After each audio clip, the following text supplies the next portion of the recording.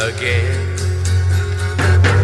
I know you find it hard to reason with me,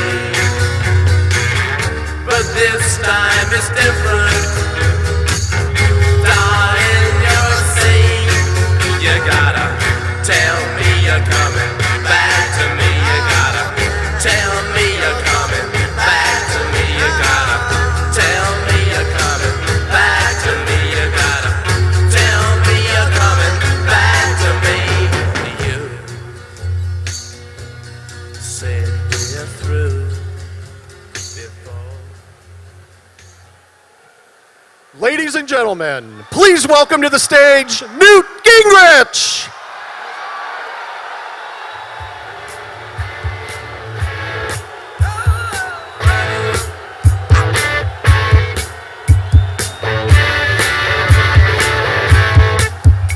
She stood in the street, smiling from my head to her feet.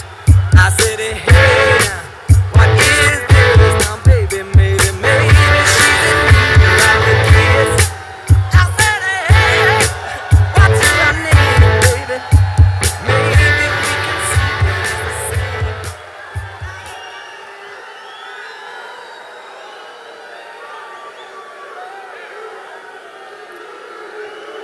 Wow.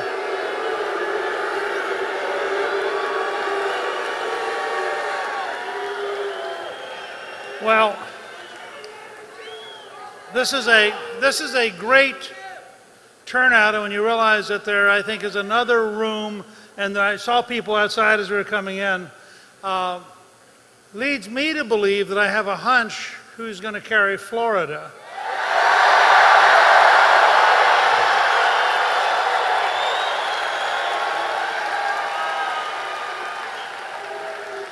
Now, obviously, I'm here to talk with you about Donald Trump and the presidency, but I was talking to our folks in the media back there.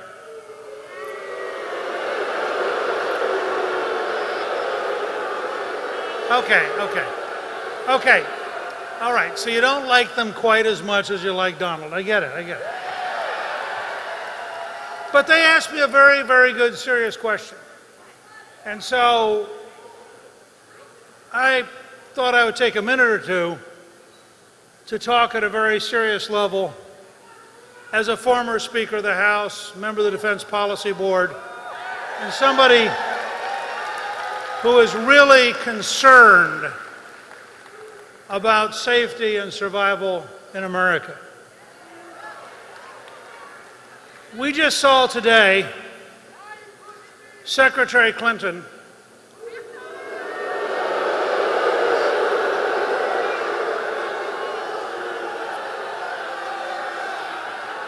Okay.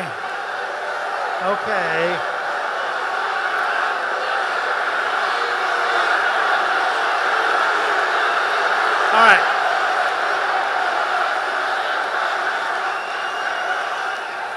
All right, so I'm guessing, based on the noise level, that you like her even less than the media.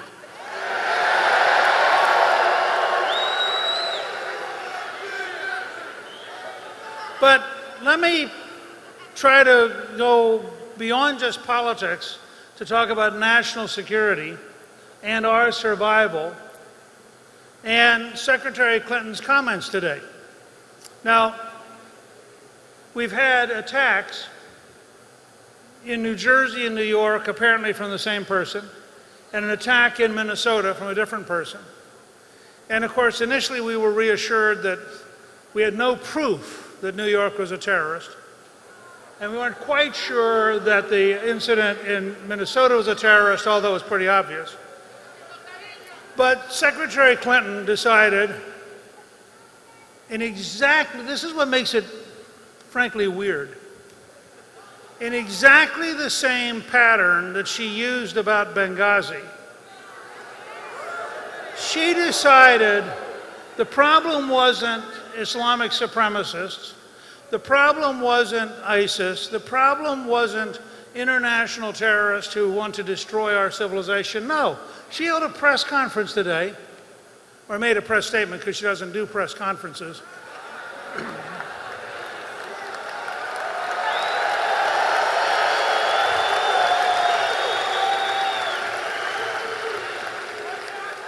Well, look, let's be fair. It is very difficult to have a press conference if you have as many different examples of dishonesty, corruption, and error as Hillary Clinton.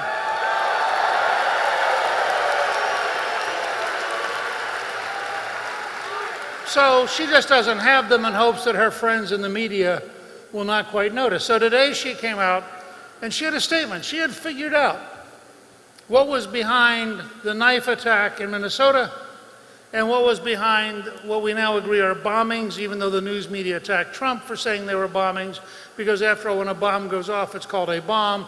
And so if you see a bomb go off, you're allowed to say it's a bomb, even if CNN edits it so it doesn't say it's a bomb, it's still a bomb.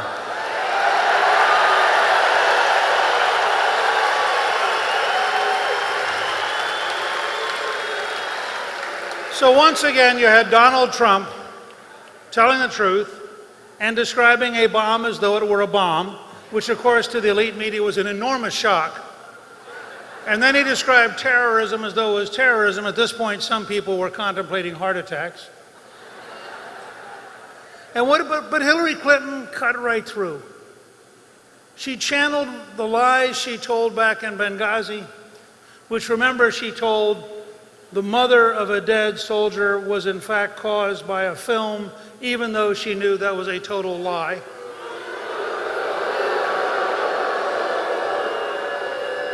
And ask yourself, how cold and heartless do you have to be to lie to a mother about the death of her son?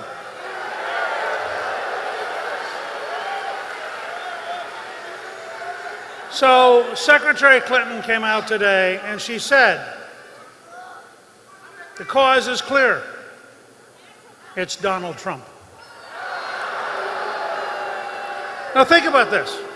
We have been at war with radical Islamists since the Ayatollah Khomeini took over Iran in 1979, seized the American embassy, and held our hostages. We had bombings in the 1980s. We had bombings in the 1990s. We've been involved in a long war for 15 years, but Hillary Clinton has figured it out. Donald Trump apparently magically in 1979, without realizing it, launched the terrorist war. I mean, in 1979, he wasn't even in business in Manhattan yet, but he was so precocious as a young man, so filled with talent, that apparently all of this is due to him. Now, do you know how deranged you have to be to say this with a straight face?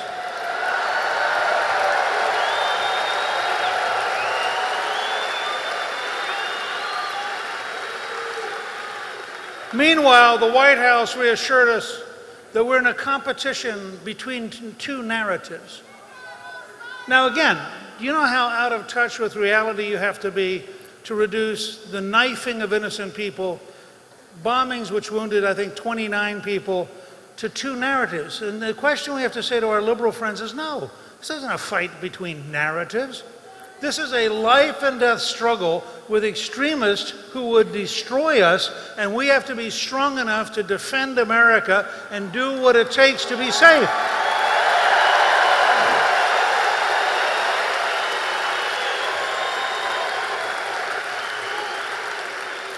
So, once again, now you did hear that politically incorrect chant.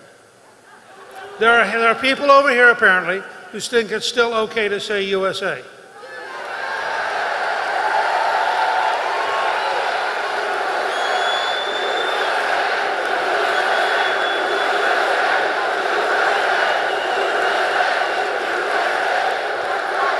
You see, that's how you know it's a Trump rally.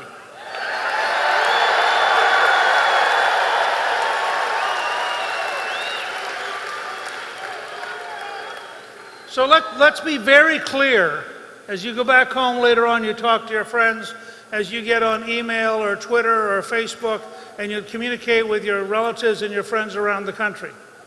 We are in an election struggle between a First Lady, U.S. Senator, Secretary of State, who is totally out of touch with reality,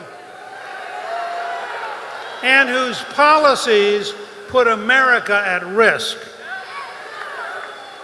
and a remarkable entrepreneurial leader who has come out of nowhere in a way which is absolutely, historically unimaginable.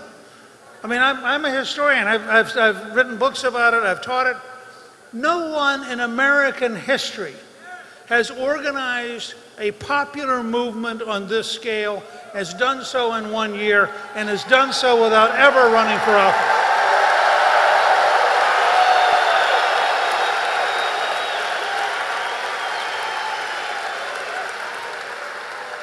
So, in a minute, you're going to hear from someone who I believe can genuinely change history, can literally help create jobs once again, can literally help reform Washington, can break up the rigged game which has cheated most of us on behalf of the few, can eliminate the corruption which has come to characterize so much of our political class. And I believe he's somebody who at the bottom of his heart decided to do this because he really believes the country he loves is in trouble.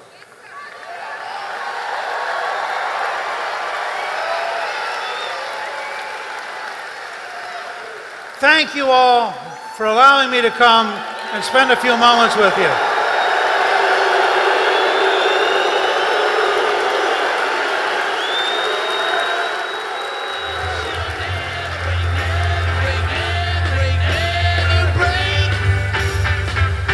This heart of stone, oh no, no, this heart of stone.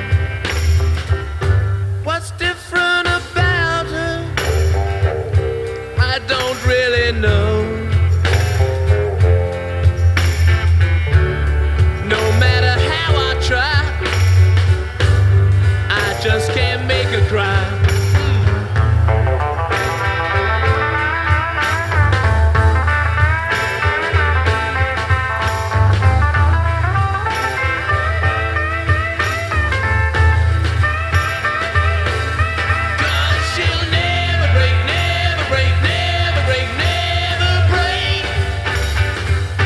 This heart of stone, oh no, no, no, this heart of stone.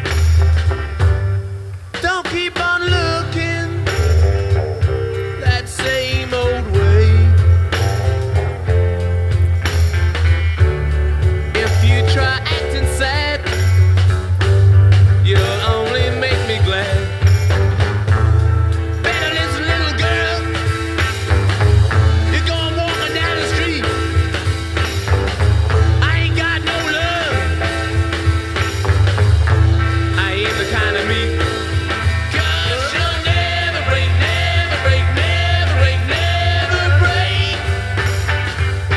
This heart of stone, oh no, no, you'll never break this heart of stone, darling. No, no, this heart of stone, you'll never break it, darling. You won't break this heart of stone. Oh no, no, no, you better go home. 'Cause you'll never break this heart of stone. You better drive on.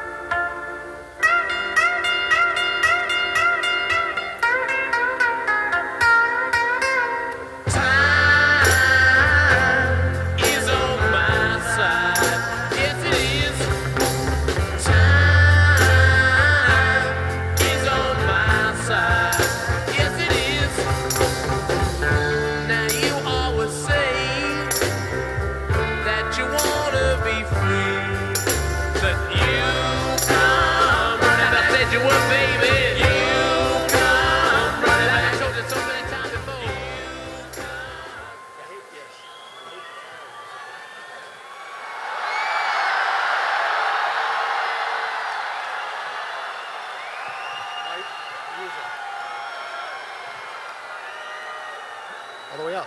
Detroit down to Houston and New York to Venezuela. Ladies and gentlemen, please welcome the next President of the United States, Mr. Donald J. Trump!